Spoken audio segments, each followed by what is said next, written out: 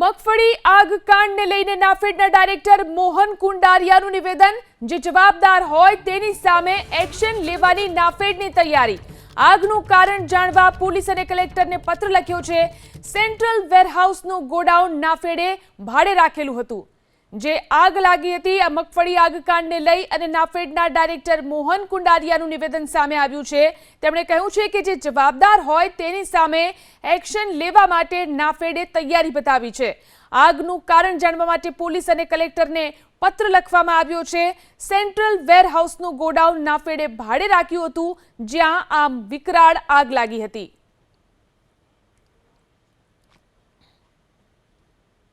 મગફળીના ગોડાઉનની અંદર આગ લાગી છે।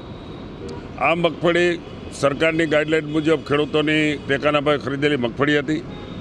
CWCના ગોડાઉન ભારત સરકાર સેન્ટ્રલ વેરહાઉસ કોર્પોરેશનના ગોડાઉન નાફેડે ભાડે રાખેલ છે અને આની અંદર કાલ સવારે આગ લાગવાના કારણે મગફળી ખાક થઈ ગઈ છે, પણ આગ સાંજે 100% કાબૂમાં આવી ગઈ હતી।